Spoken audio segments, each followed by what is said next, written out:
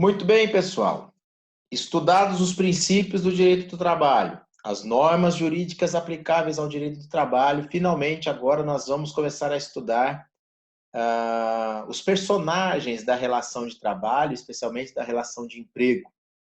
Nós vamos começar estudando os empregados, depois vamos tentar fazer diferenciações dos empregados para outros tipos de trabalhadores não reconhecidos como tal, ou ainda espécies, né, de tipos especiais de empregados com vínculos com normatização, com regulamentação especial também, enfim, conhecendo as mais diversas formas de trabalho que merecem alguma atenção da legislação trabalhista no Brasil.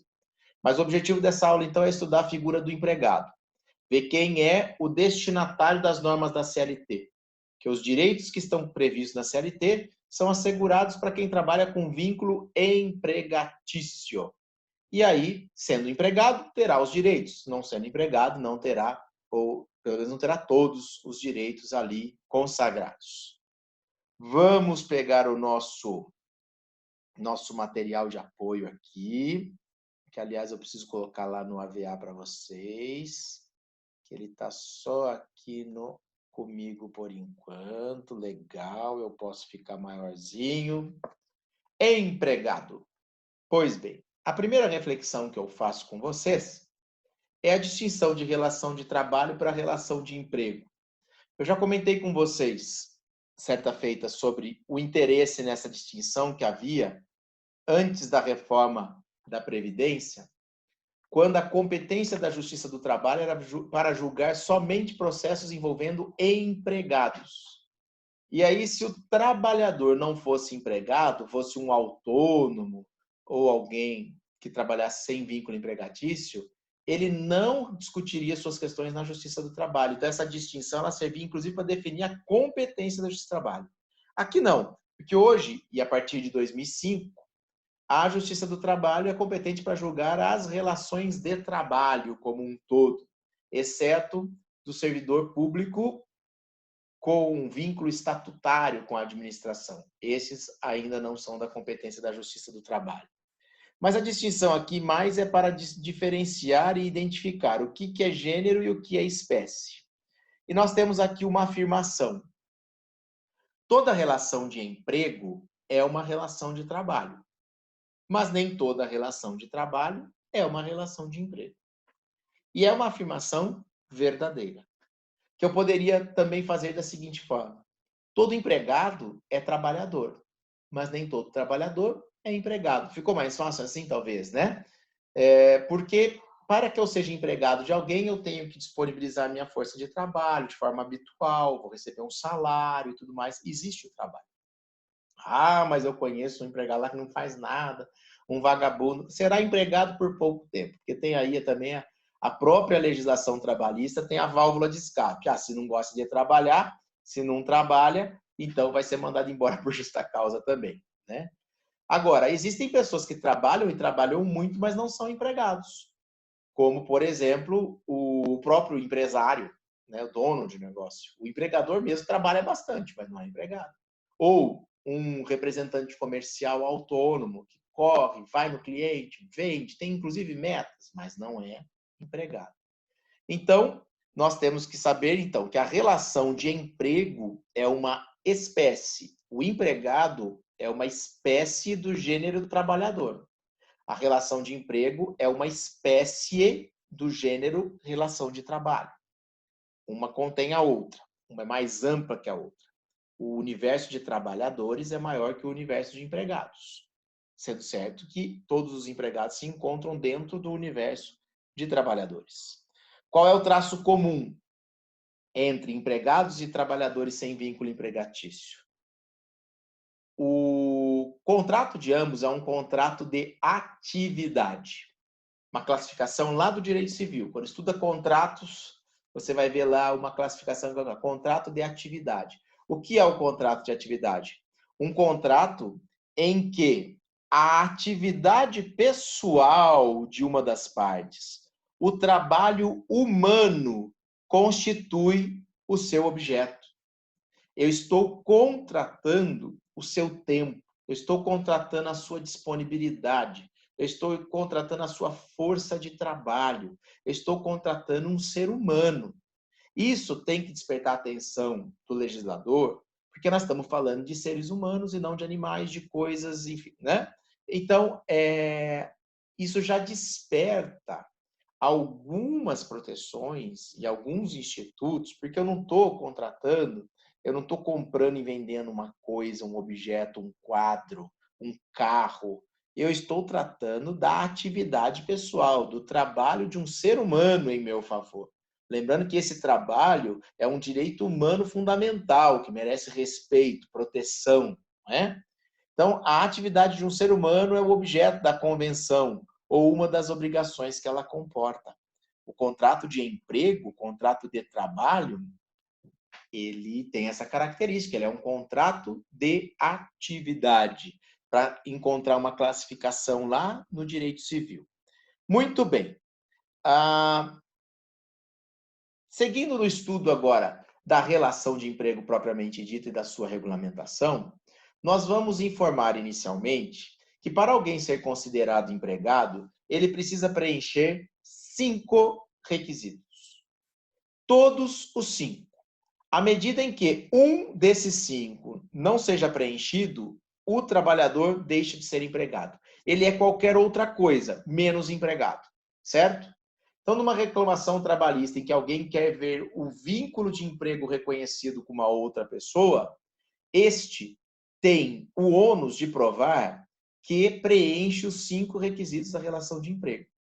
Ao passo que quem se defende e nega a existência da relação de emprego tem o ônus de demonstrar a ausência de ao menos um requisito da relação de emprego. Demonstrando que um não foi preenchido, este vínculo não será reconhecido. Onde estão previstos os requisitos da relação de emprego? Estão no artigo 3º e no artigo 2º da CLT. Ah, esse professor, né? Não é Ave Maria, mas é cheio de graça, né? Por que que ele falou terceiro e segundo e não falou segundo e terceiro? Porque é nessa ordem mesmo. Na verdade, fosse o legislador feliz, ele falou que ia definir empregado no artigo 3º. Porém, alguns requisitos ficaram e são extraídos do artigo 2º.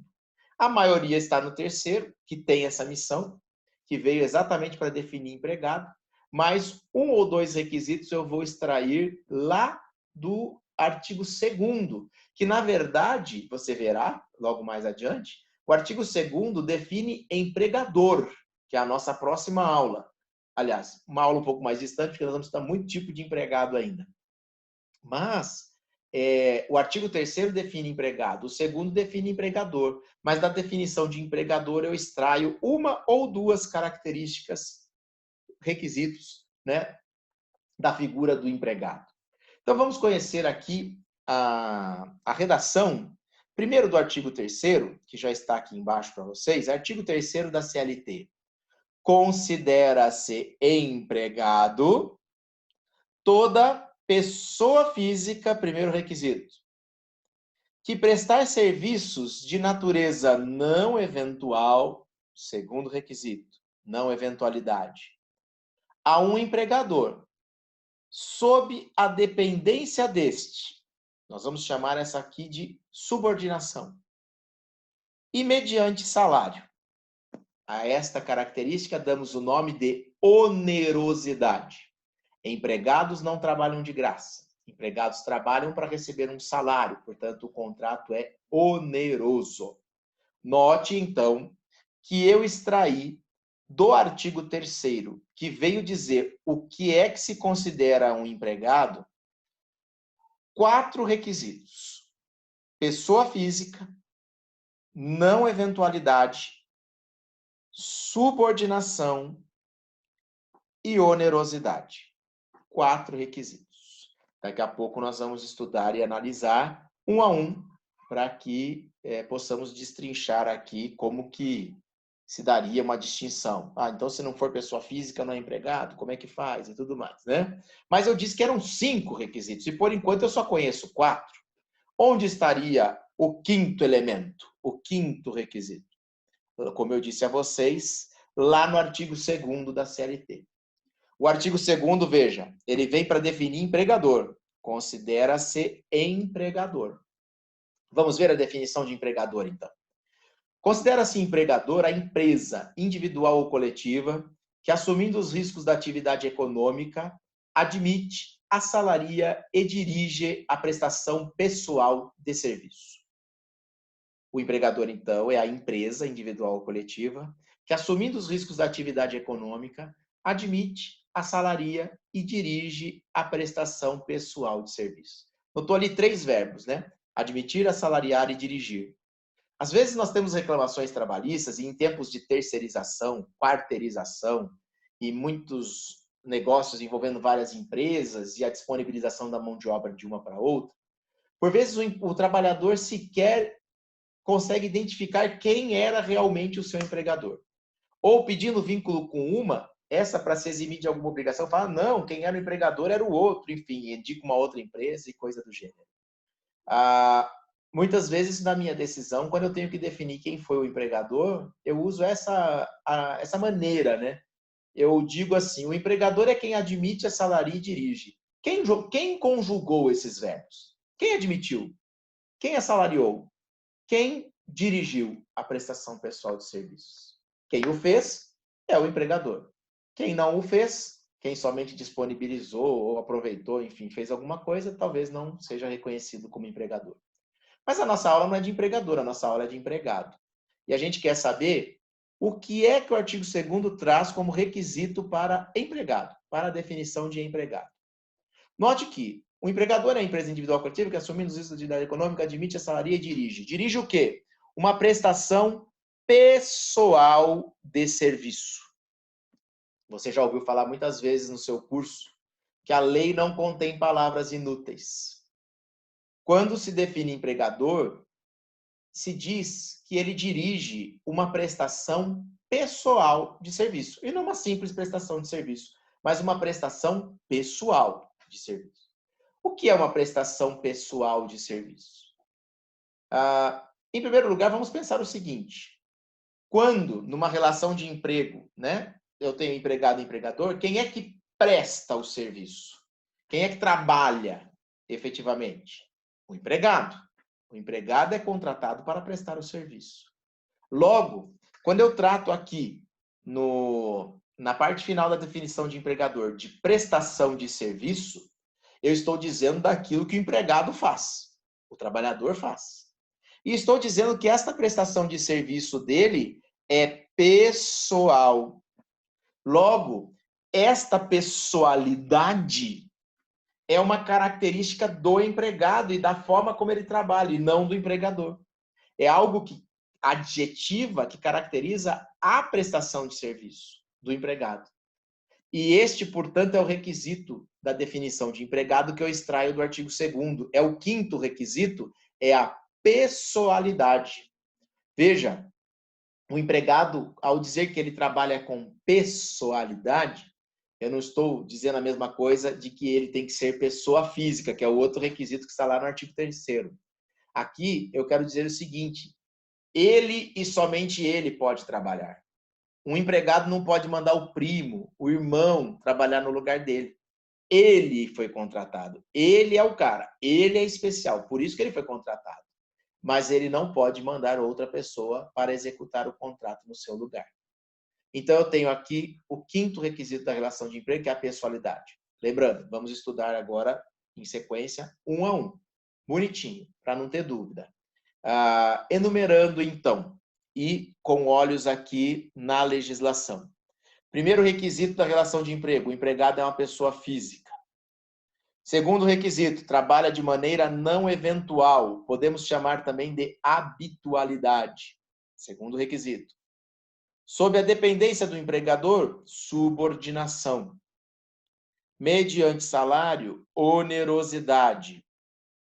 E de forma pessoal, lá na definição de empregador, o 5º requisito, a pessoalidade. Ok? Pessoa física, habitualidade, subordinação, onerosidade e pessoalidade. 5 requisitos da relação de emprego. E nós vamos agora analisar, como prometido, cada um dos requisitos. Primeiro requisito, o empregado é uma pessoa física. Por outra via, uma pessoa jurídica não pode ser empregada de outra. Pronto. Aí os espertinhos, né? Com T-C-H-E-N-H-O-S, espertinhos. Os espertinhos acharam que descobriram a roda. Falaram, então, simples. Para que ninguém seja empregado de ninguém, para que eu não tenha que registrar ninguém, basta eu pedir para que todo mundo abra uma firma, abra uma empresa em seu nome e preste serviços para mim por intermédio, por meio dessa empresa. E aí, ele sendo pessoa jurídica, sendo uma PJ, ele jamais vai ser meu empregado, porque a lei diz que o empregado ele só pode ser pessoa natural, pessoa física. Só uma pessoa física vai ser empregada de uma outra pessoa, física ou jurídica. O empregador pode ser os dois, mas o empregado só pessoa física. E alguém achou que com essa simples manobra de fazer as pessoas abrirem uma pessoa jurídica, uma firma, uma empresa para prestar serviços, estariam resolvidos os seus problemas. Lê do engano. Este alguém não é nosso colega de turma, ele não foi aluno do professor Folegatti, ele desconhece absolutamente o famoso artigo 9º da CLT, que prevê, o artigo do não vem que não tem, que prevê que qualquer manobra, qualquer medida, qualquer conduta no sentido de fraudar, desvirtuar ou impedir a aplicação da CLT será nula de pleno direito, não é? E consagrando dessa forma um princípio que você estudou há pouco, que é o princípio da primazia da realidade. Então não adianta eu falar para todo mundo abrir empresa no nome, se essa empresa tem um único cliente, que sou eu, que subordino, determino metas, pago remunerações fixas, independentemente dos resultados. A empresa não tem estrutura nenhuma, tudo que é usado é estrutura que eu forneço para a empresa. É tão somente uma maquiagem, uma forma que se quis dar de pessoa jurídica para uma relação que é com aquele fulano de tal, com aquele trabalhador específico, e, portanto, pelo princípio da primazia da realidade, a relação com a pessoa jurídica vai ser considerada inexistente e o vínculo será reconhecido com a própria pessoa física do trabalhador. Está me vindo à mente aqui, a questão é a seguinte, pelo princípio da primazia da realidade, até um fenômeno conhecido atualmente, que as pessoas falam, a pejotização, a medida foi tão largamente utilizada que se reconheceu um fenômeno social aí no mundo do trabalho de pejotização. O que é a pejotização? A tentativa desenfreada de transformar todo trabalhador em PJ, em pessoa jurídica, acreditando que essa manobra seria suficiente para descaracterizar o vínculo empregatício. Como eu estou explicando para vocês, pelo princípio da primazia da realidade, evidenciado que essa empresa foi aberta tão somente para cumprir mais uma determinação, mais uma ordem do empregador, e que a relação se deu mesmo com a pessoa física do trabalhador, que não tinha autonomia nenhuma para ser empresário, então o vínculo poderá ser reconhecido. Então não é simples assim, só porque formalmente foi com uma PJ, que o vínculo não será reconhecido. Nós temos que ver se essa forma realmente corresponde à realidade, porque aqui entre nós prevalece a primazia da realidade sobre documentos, contratos. Mas nós temos um contrato, ele declara aqui que é autônomo. Não importa. Se na prática aconteceu diferente, pelo artigo 9º, declara-se nulo, reconhece-se o vínculo. Beleza? Legal, né? Já ouvi algum comentário em alguns livros aí de pessoas que pensaram em registrar animais que trabalhavam no circo, na época que podia, né? O leão do circo, o cachorrinho do circo, mas aí não tem como, né? Não dá para encaixar aqui no requisito da pessoa física. Pessoalidade. Invertendo um pouco a ordem, trazendo aquele requisito lá do artigo 2º da CLT, da definição de empregador, mas para fazer bem a distinção aqui de pessoa física, o que se pretende dizer, pessoalidade, se pretende dizer outra coisa. Quando nós falamos da pessoalidade, nós estamos dizendo que a relação de emprego é de natureza intuito personae. O que quer dizer isso? É em razão da pessoa. É em razão dele. É ele, o fulano de tal, que eu quero que seja meu empregado. Então, existe essa pessoalidade na relação de emprego em relação ao empregado. Olha o negrito, olha o destaque. Porque nós já vimos, estudando o princípio da continuidade, logo ali atrás, que se o empregador muda, se muda a propriedade da empresa que é a empregadora, o contrato continua. Então não há pessoalidade em relação ao empregador. O Manuel comprou a padaria do Joaquim e nada mudou no contrato do padeiro. Saiu o Manuel, entrou o Joaquim. Ou melhor, o Manuel comprou. Saiu o Joaquim, entrou o Manuel. E o padeiro continuou e continuou com o mesmo contrato. Então não há pessoalidade em relação ao empregador. A pessoalidade é em relação tão somente ao empregado, ao trabalhador. E se é um contrato intuito personae em razão da pessoa, a conclusão a que se chega é a seguinte, e o que identifica a pessoalidade. O empregado não pode se fazer substituir por outro. Se o empregado pode se fazer substituir por outro, ele não é empregado. Ele é um trabalhador autônomo, ele tem muita autonomia. Se ele pode mandar outro no lugar dele, é porque não tem subordinação, não tem pessoalidade. Né? Se eu não posso determinar que ele vem, ele manda outro no lugar, certo? Exemplo, um médico que dá plantões num hospital e que num determinado dia fala, estou muito cansado, quero viajar, comemorar meu aniversário de casamento, liga para um colega e fala assim, você pode fazer esse plantão para mim? Ah, posso, pode deixar, eu vou lá. Sem falar com chefe do quadro de médicos, chefe da equipe médica e nada. Ele mesmo determina, fala assim, tem um plantão meu, você faz lá para mim? Faço. Isso não é pessoalidade, né? Se fosse pessoalidade, teria que estar ele lá pessoalmente. Ele e ninguém mais no lugar dele. Também vem à mente situação de policiais militares que pedem vínculo de emprego nos estabelecimentos comerciais onde fazem seus bicos, infelizmente necessários, diante, né, do salário, principalmente aqui no estado de São Paulo, muito abaixo do que realmente merecem. E tem que compensar aí complementar o orçamento fazendo os bicos nos estabelecimentos comerciais.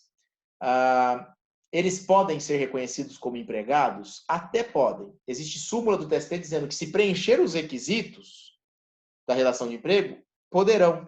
O fato de haver lá uma previsão de que não pode fazer bico, não poderia trabalhar, e que isso seria uma falta, né, perante a instituição da Polícia Militar, sim, ele vai pagar lá administrativamente.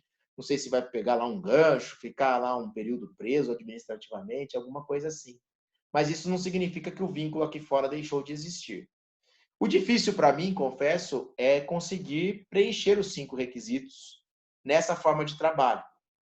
Porque, normalmente, o que o policial militar faz é o seguinte, ele pega a escala dele na polícia, vê os dias e horários que ele vai trabalhar, e nas janelas que ele tem no trabalho da polícia, ele oferece os horários para aquele supermercado, para aquele estabelecimento, para aquela loja que contrata o serviço dele de vigilância. Então, o que acontece? Na instrução, eu pergunto para o policial, e se a polícia convoca extraordinariamente, fora daquele horário inicial, uma rebelião, uma quadrilha que invadiu aí a cidade, alguma coisa assim, e o policial é convocado. Eu digo a ele, o que você faz? Atende ao chamado da polícia ou diz que não pode atender agora, infelizmente, o comandante do batalhão, porque você está trabalhando no mercado e já tinha se comprometido. Se a resposta for sincera e verdadeira, ele vai dizer que vai ter que atender ao chamado, à convocação extraordinária da polícia. Quando ele diz isso, eu já acho que foi embora um elemento que é a subordinação. Note que o empregador de alguém, suposto empregador de alguém que é um policial militar, ele não tem o poder de determinar quando essa pessoa vai trabalhar. Não tem subordinação. Que, ora, ele recebe os horários vagos, já de acordo com o que a polícia definiu anteriormente. E ainda assim, com a possibilidade da polícia chamar extraordinariamente, e ele aí não vai ter poder nenhum na história. O policial vai ter que atender e ele, se não tiver outro, vai ficar sem policial. Ah, tá. Então ele não pode ficar sem. Então ele vai precisar de outro, certo? Aí a outra pergunta que eu faço para o policial militar, fala assim, vem cá, então tá bom. Aí você estava previsto de estar lá naquele dia, naquele horário, mas a polícia chamou, você teve que atender a polícia. Como é que fica o mercado? Fica sem policial? Fica sem segurança? Normalmente a resposta é, não, aí eu mando outro no meu lugar. Opa, mando outro no meu lugar? Como assim? E a pessoalidade? Não é?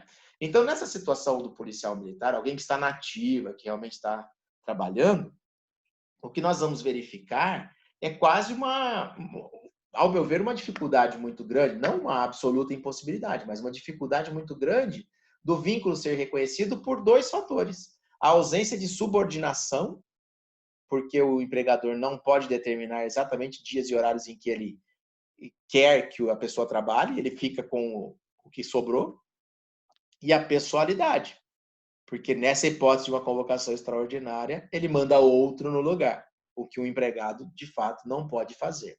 Né? E só para fechar aqui o nosso papo, um outro nome que se dá à pessoalidade, às vezes nas provas, aí, nos concursos, na OAB da vida, alguns autores chamam a pessoalidade de infungibilidade da relação de emprego. Infungibilidade da relação de emprego. Lembra daquela classificação dos bens infungíveis e infungíveis? Né? O que são bens fungíveis? Você pode trocar um por outro de mesma natureza. Né? O dinheiro, né? Eu dou uma nota de 10 para você, você não precisa devolver a mesma nota com a mesma série, pode ser uma outra, pode ser duas de 5, sei lá, nem tem mais nada de 5, enfim. Você pode devolver de uma outra forma com o mesmo valor, cumprindo a obrigação de forma plena. Agora, existem bens que são infungíveis. O quadro do artista famoso, né? A fotografia de família, é aquilo. E não pode ser, eu perdi a foto da sua mãe, mas toma aqui a foto da minha tia-avó aí, dá na mesa, são duas mulheres, duas respeitáveis mulheres de idade aproximada. Não, a foto é da minha mãe, só tinha da minha mãe, né? Enfim. Não dá para substituir um pelo outro. O empregado é isso, o empregado é infungível. Olha que importante que é o empregado. Ele não pode ser substituído por outro. Ele e somente ele. Eu até já comentei com vocês sobre o que aconteceria, por exemplo, na impossibilidade de um professor, na impossibilidade deste que vos fala dar a aula. Eu poderia até mandar alguém no meu lugar para você não ficar sem aula. Porém, este alguém não estará executando o meu contrato de trabalho. Este alguém estará prestando um serviço eventual para a faculdade, para a universidade, a meu pedido, mas ele não receberá de mim, a universidade terá que pagar para ele uma prestação de serviço autônomo, porque foi eventual, ele não é empregado, e no meu ponto, no meu prontuário, vai constar falta, e eu não vou receber nada por aquilo. Por isso que eu não deixo de ser empregado, porque o professor foi lá me substituir, porque, na verdade, ele não me substituiu. Ele substituiu a aula, não o professor. A aula ocorreu, você teve alguém que foi lá falar de direito de trabalho para você, mas eu recebi falta e desconto do dia no meu salário, porque não trabalhei. Se alguém estivesse ido lá para executar o contrato em meu nome, eu receberia normalmente aquela aula e não teria falta consignada. Entende a diferença?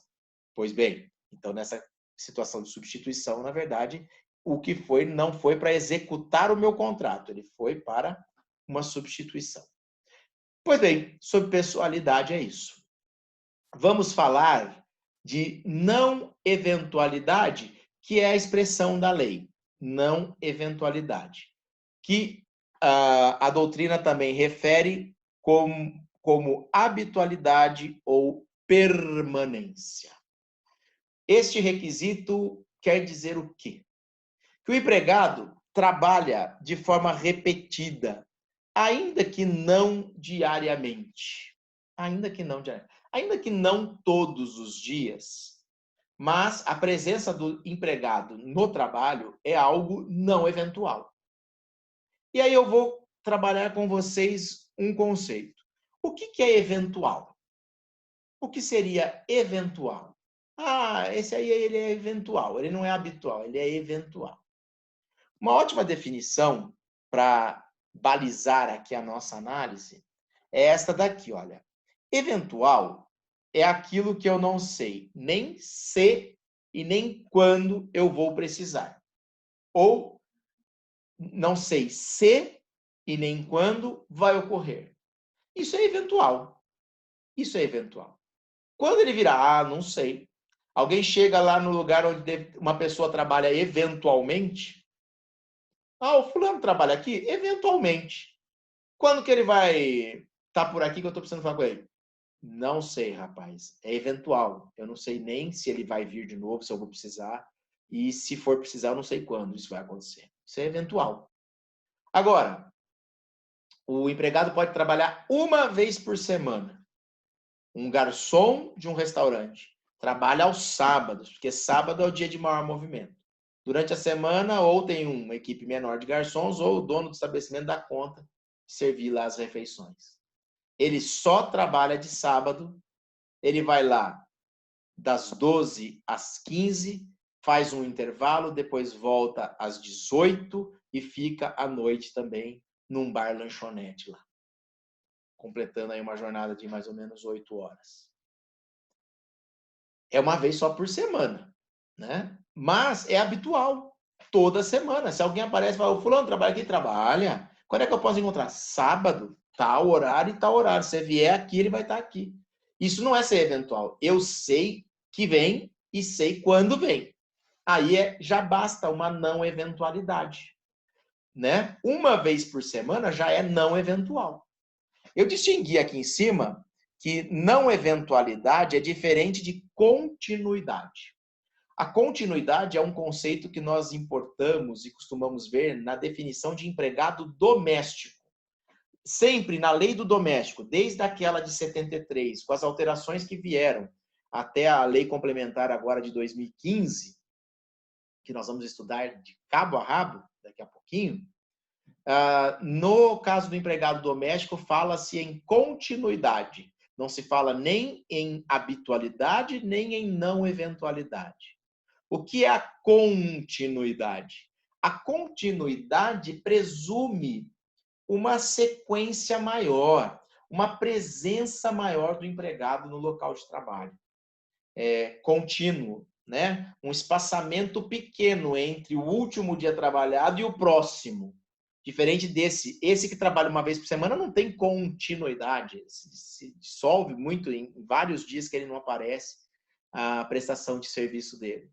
Aquele que trabalha continuamente, todo dia, por exemplo, né, pode de repente deixar que essa aula aqui eu vou terminar de gravar amanhã, dar um pause, né, e depois deixa uma tarefa aí por ser completada no dia seguinte, porque ele tem continuidade no serviço dele, entende? Então, a continuidade, quando se exige o requisito da continuidade, se quer que o empregado esteja mais presente no local de trabalho. Agora, aqui não, na nossa definição de empregado, eu estou com o elemento mais tolerante, que é a simples não eventualidade. Que basta eu saber se ele vem quando vem, que ele já preenche o requisito, ainda que ele venha somente uma vez por semana. Mas aí vai ter que registrar uma vez por semana, ele não é freelancer? Depende. Vamos ver os outros requisitos. Pelo requisito da habitualidade, não dá para falar que é eventual. Quando alguém diz, quando um garçom pede um vinho, alguém diz, mas ele era eventual, ele não era... Então tá bom. Então, toda vez que ele trabalhava lá, você tinha que ligar para chamá-lo para ir trabalhar? Fulano, vem trabalhar hoje. Não, ele vinha de sábado. Então, não é eventual. Eventual, você precisa ligar para chamar. Porque se ele já sabe o dia e o horário que ele tem que vir, isso é habitual para efeito legal. Ou, no mínimo, é não eventual, a ponto de preencher também esse requisito. A doutrina trabalha esse conceito da não eventualidade, né? Em alguns casos, os doutrinadores dizem, é um trabalho em atividade permanente da empresa. É uma necessidade permanente da empresa, logo ele vai ter que estar sempre lá. não é suficiente, né? Na verdade, aqui, você está fazendo uma distinção entre atividade fim e atividade meio. Atividade fim e atividade meio. Uma metalúrgica. Não, vamos falar da faculdade, que é mais fácil ainda. Faculdade, qual é a atividade fim? O ensino. Logo, o professor é alguém que sempre estará na faculdade porque é da atividade fim da faculdade, está ligado à atividade fim. E atividade meio? Por exemplo, a limpeza, né, que não está relacionada diretamente ao ensino, mas viabiliza o ambiente, né, sem o que o ensino não se daria. Uma sala suja, num lugar totalmente desorganizado. Agora, veja, não é porque a limpeza está no campo da atividade meio que ela não seja habitualmente necessária também. Né? De um dia para o outro, quando a gente dá aula à noite lá na faculdade, para o dia seguinte já está a sala limpinha para a turma da manhã. Então, não é porque está na atividade meio que necessariamente vai diminuir a frequência, a periodicidade ou o grau de necessidade da atividade. A definição a distinção entre atividade fim e atividade meio tinha interesse para definir a questão da terceirização, que até 2017 só se permitia no Brasil a terceirização de atividade fim. Perdão, só se permitia a terceirização de atividade meio. Não era lícito terceirizar a atividade fim. E isso só passou a ser tolerado no nosso ordenamento jurídico a partir de 2017. Mas note que essa questão de ser algo permanente, ser atividade fim ou meio da empresa, não é o que define a frequência com que o trabalhador estaria ali. Não, é um critério falho. A Alice Monteiro de Barros, no livro dela, dizia que o trabalhador não eventual, que seria empregado, se liga ao serviço necessário à atividade normal do empregador. Atividade normal.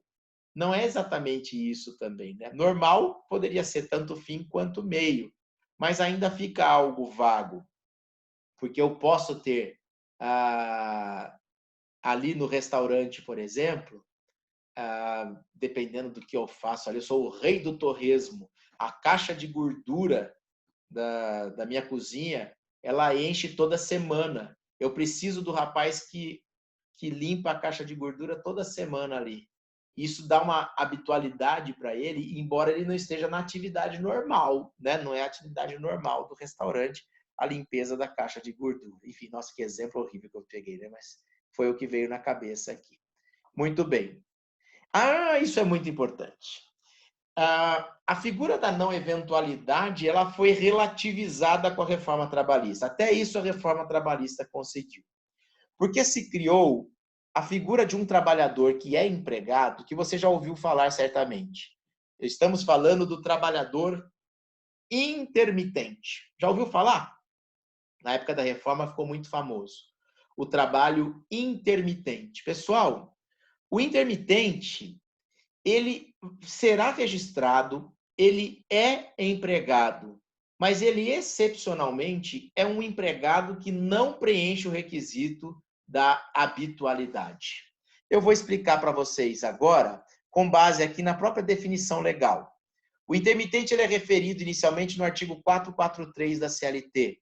O 443 trata do contrato individual de trabalho e nos sinaliza quais são as modalidades possíveis.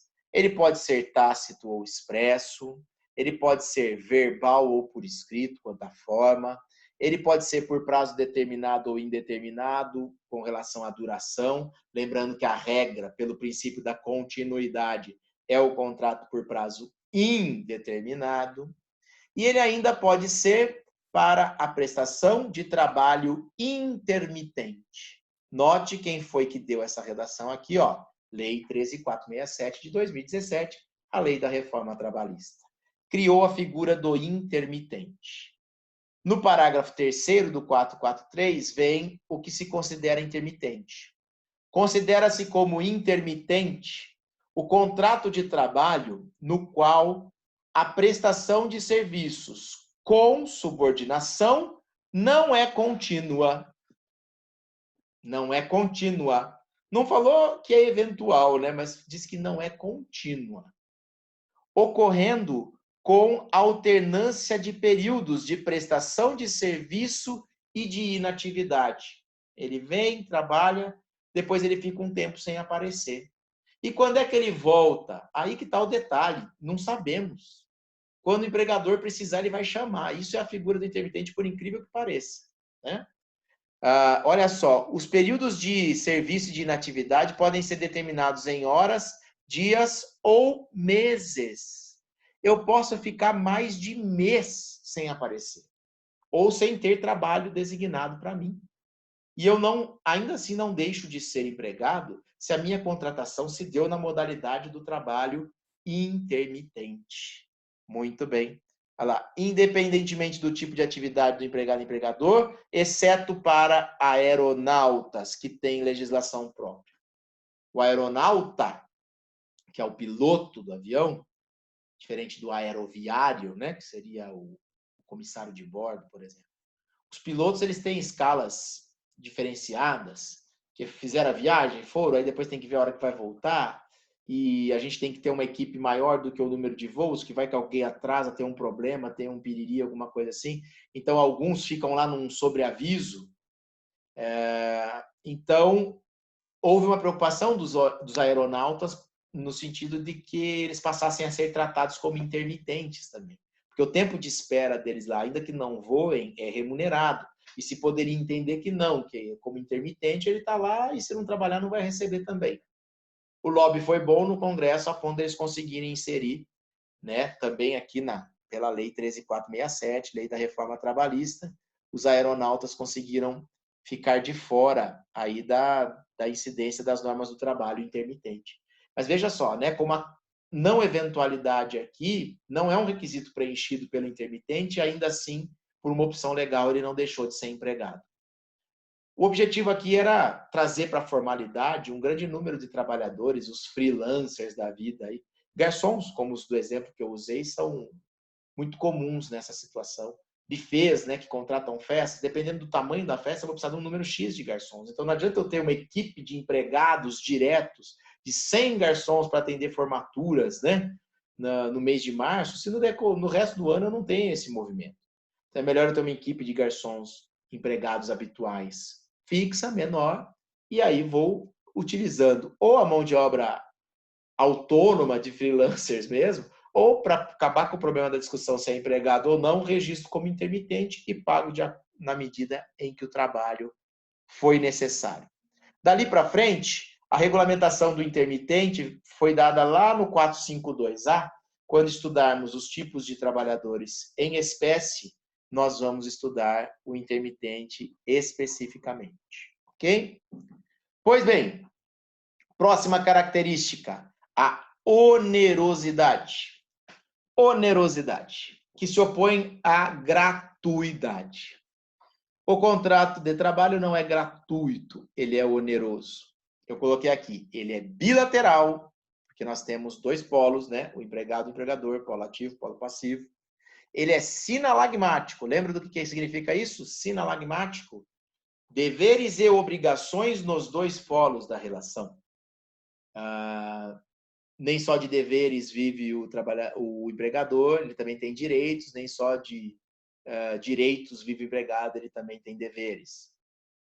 Então, na relação de emprego, a relação é sinalagmática, porque todo mundo tem direito, todo mundo tem obrigação.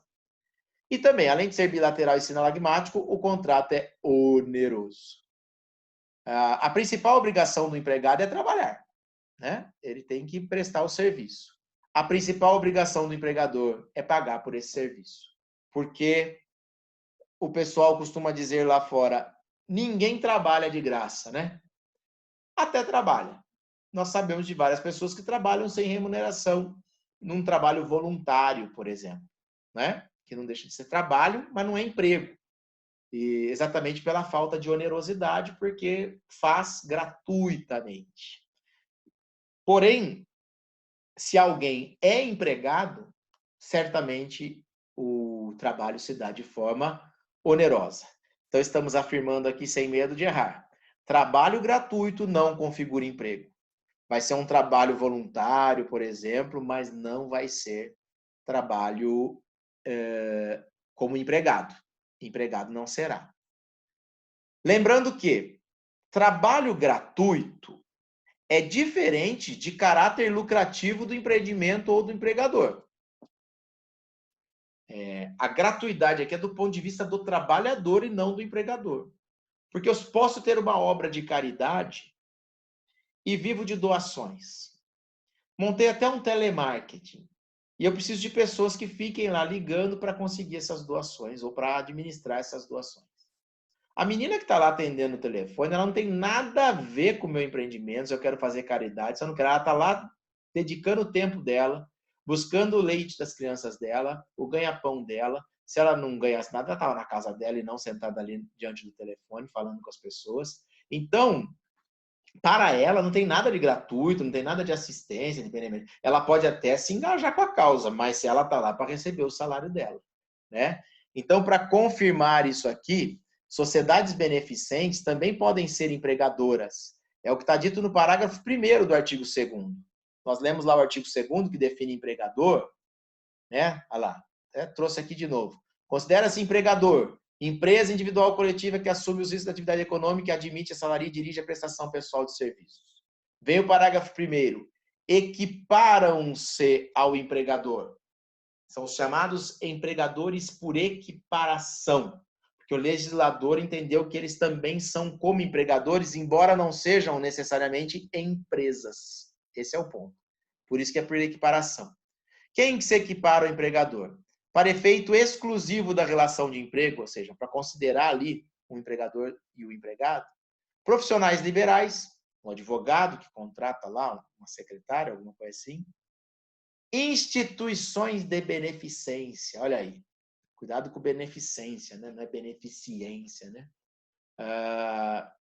Então, a instituição de beneficência, ou mesmo algumas associações, olha aqui, ou entidades sem fins lucrativos, são empreendimentos que não visam o lucro, mas ainda assim podem ser empregadores, porque podem ter pessoas trabalhando ali de forma onerosa, embora o empreendimento em si não vise lucro, seja uma obra de caridade, por exemplo. Ok? Então, não é a natureza do empreendimento que define se é gratuito ou oneroso, mas a forma como o empregado, o trabalhador, se coloca à disposição e para o desempenho do trabalho. Ok? Com a onerosidade? Muito bem. Falemos agora da subordinação. Principal requisito da relação de emprego. O que distingue o empregado de cara de qualquer outro trabalhador é a subordinação. É o fato dele se sujeitar ao poder diretivo de outrem. Certo? Aliás, está lá no artigo 2º, o empregador é aquele que dirige a prestação de serviços. Então, o poder diretivo está nas mãos do empregador por deferência legal mesmo. E é por isso que tem que pagar, por isso que é oneroso. É o preço da minha obediência, é o preço da minha sujeição às suas ordens, é o preço para fazer aí o que você determinar dentro do que foi contratado. Subordinação, portanto, principal requisito da relação de emprego. Estamos falando da subordinação jurídica, que decorre do contrato de emprego, que é a sujeição do empregado ao poder diretivo do empregador. Subordinação, que é a antítese de autonomia. Se eu não sou subordinado, eu sou autônomo. Ou você manda em mim, ou você não manda em mim. Ou eu trabalho por conta própria, ou eu trabalho por conta alheia, por sua conta. E aí, por sua conta, você que manda. Ou eu trabalho por conta própria. Você não manda em mim, eu sou autônomo e não sou empregado. Percebe o jogo? Se tem subordinação, não tem autonomia. Se tem subordinação, é empregado. Se tem autonomia, não é empregado. Muito bem. Você vai ouvir falar em algum lugar da parassubordinação. A parassubordinação surgiu primeiro como um terceiro gênero, até aqui no meio de subordinação jurídica, subordinação econômica, enfim. Aliás, bom lembrar disso, né? Nós não estamos falando de subordinação econômica. Muitas pessoas, quando pedem vínculo, falam assim, era a única atividade, ele dependia totalmente daquilo para sobreviver. Ora, isso não é exatamente o que define, né? O cidadão que cata latinha na rua também depende totalmente disso para sobreviver. Isso não significa que ele é empregado de alguém, infelizmente, né? Está ali na informalidade total. Então, depender economicamente não é essa dependência. A discussão surge porque o artigo 3º ao invés de falar de forma subordinada, ele fala sob a dependência do empregador. E alguns tentam trazer a dependência econômica, mas não é o caso. O conceito de parasubordinação veio inicialmente lá na Itália, do direito italiano, tratando de atividades artísticas. Hoje, quando a gente fala em parasubordinação, nós estamos mais tratando do trabalho à distância, do trabalho desempenhado não necessariamente no estabelecimento do empregador. E olha só, em tempos de pandemia, né, de home office e tudo mais, isso está muito na moda, né? Mas a CLT, ela é atenta, viu, pessoal? E ela não precisou de emenda, de alterações para já disciplinar isso. O artigo 6º da CLT já regulamenta, com a alteração que veio aqui em 2011, já há algum tempo, há 9 anos, né? Dizendo o seguinte: não se distingue entre o trabalho realizado no estabelecimento do empregador, o executado no domicílio do empregado, como este que agora vos fala, e o realizado à distância, desde que estejam caracterizados os pressupostos da relação de emprego. Então, não venha me dizer que é porque eu estou aqui em casa que eu não estou subordinado ao meu empregador. Nossa, hoje em dia, com as tecnologias aí, com, né, os equipamentos de comunicação, informática, telemática, é como se o patrão estivesse dentro de casa aqui, sabendo tudo que a gente faz, né? Um verdadeiro Big Brother, né?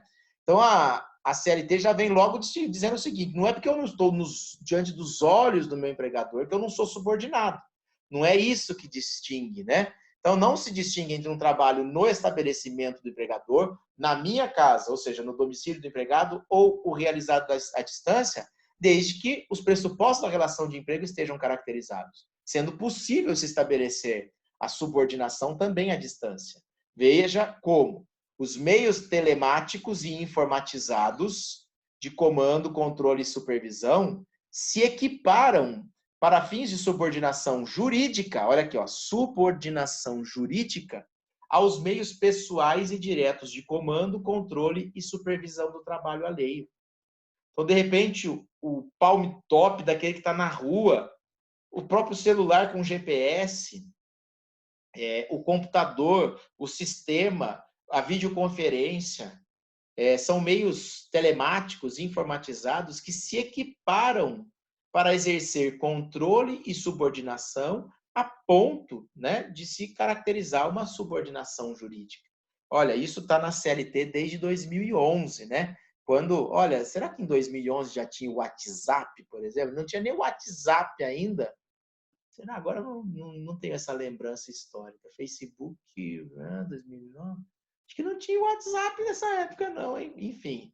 E já se falava, né, nessa parasubordinação, essa subordinação à distância, com a utilização de ferramentas eletrônicas.